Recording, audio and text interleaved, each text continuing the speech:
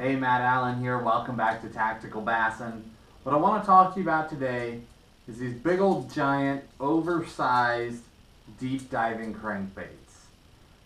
First off, I want to kind of get a feel for what that category is. Over the last year, I've heard a lot of guys talking about the DD22, the Deep 6 by Megabass. Both great baits in their own right, both catch fish. But guys are trying to throw those into that same category. I think it's pretty clear when you see these things side by side, and they're not even in the same ballpark. These are traditional deep diving crankbaits. Those aren't what we want to talk about. We want to talk about the giants. There are only a handful of companies that have really entered the game so far. I guess the first would probably have been a Man's 30 plus, although it's not monstrous. But that bait, at least out here, just never ever caught on. It's not until the last year or two when your big companies, your Lucky Craft and Strike King, and then now some of the smaller companies are jumping in with these giant baits that the guys have really latched onto it. That I've really latched onto it. I was a little bit slow to come to the table with the big crankbaits, but I started seeing it work, and I'm a little slow, but I'm not dumb. If I see it working, I'm gonna go figure out how to get these things to fish for me. So let's jump right into it. Basically, you've got three companies that I'm gonna talk about. You've got the Lucky Craft, of course. You got your Strike King, 10XD. The 6XD, phenomenal bait in its own right, but doesn't even come close in terms of size and depth to a 10XD. The other one, Sixth Sense, came into the game earlier this year with the Crush 500 DD. That's another option. It's a little bit smaller than a 10XD, but it's right there. They're similar. The Lucky Craft is definitely the biggest. I mean, it's so much bigger, it's not even funny. But let's jump right into these three baits. As far as depth and those things go, I'm not even going to worry about it. They go deep. They go deeper than everything else. Depending on your line, depending on the speed of your reels, the length of your cast, all those things, that's going to impact depth, of course. So I'm not even going to try and go there other than to say the Lucky Craft by far goes the deepest. It's the biggest bait, biggest bill, a little bit tighter wobble. It's naturally going to dive deeper. When I open a package and pull out these baits, the first thing I do is dump the hardware. I'm not a big fan of the hardware that any of them come with. The one that's probably doing the best is the 10XD, but even that hardware, you either need to really sharpen it or change it out. So the Lucky Craft, the hook that I use on all three is an Owner ST36. That's a 1X treble hook, black nickel. It's a hook that I've just had a lot of really good experiences with. I trust. So with the Lucky Craft, you're gonna go with a 2-aught. Strike King, you're gonna go with a 1-aught. With a Sixth Sense, you're going to go with a size 1. Quick tip that might help you, if you're losing fish, or if you feel like the fish are really leveraging the bait, on your back one, I put in a second split ring.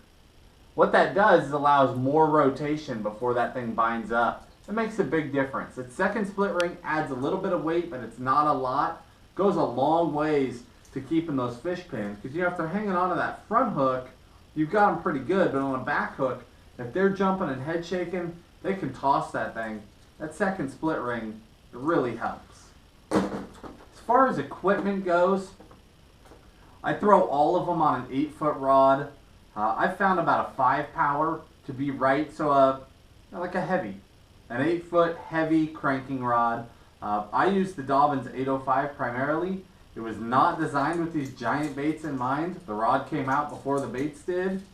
They've made other rods. They made stouter rods. Different brands have made different rods. But that traditional 8-foot deep cranking rod I still feel is best. It's a little bit more cumbersome to bomb those baits. But once you hook a fish, once you load up on them, That rod is fully loaded, doubles over. It's just a great feel, keeps them from throwing the baits. I've had great success with that. As far as reels go, I basically use two. I use a 5-to-1, and to the surprise of a lot of people, I use a 7-to-1. Even with the giant baits, a 7-to-1, when you're burning those baits down, it's not as hard as you would think. It's hard, it's work, but it's not as hard as you would think. You can do it. Some days, that faster retrieve, that's what they want. A lot of the time, that 5-to-1, just working your way down, digging through the rocks is the way to go. But sometimes when they shut down, when a lot of guys are throwing a crankbait, going to that 7-to-1, really speeding that bait up, hitting those rocks that much harder, makes a big difference. The other thing that I really want to touch on is that I throw them on braid. I don't throw them on crazy heavy braid. Normally when I'm cranking, I use a 20-pound braid. When I'm throwing these, I usually step up to a 30-pound, just a little bit heavier. My leader, anywhere 15 to even 20-pound, depending on how bad the rocks are. So definitely heavier than what I would use with a smaller bait, but typically 15 still. But what braid does for me is, when I'm fishing on like a mono or a fluoro, and you're banging into things and you're trying to, get like a stop and go retrieve, you're using a crankbait rod. So the rod's loaded up, the line is stretching. When you try and hit something and pause, that really, the stretch is still there. It still pulls those baits. So it's not a true stop and go. When you switch over to braid, I'm burning that thing and I hit something, I pause, that bait stops. Dead stops. Underwater, it's a completely different action than when I'm using mono or fluoro. And I found that on the days where you really want that reaction bite, hands down, it's the way to go. Burn that braid, of course, with a leader, but burn it down, hit something, pause, reel, pause, and those fish smash it when it stalls out right in their face. It's a great way to go. I'm not going to say that one of these three baits is any different than the other. Probably throw the 10XD the most. Medium size, comes in some simple colors. They work.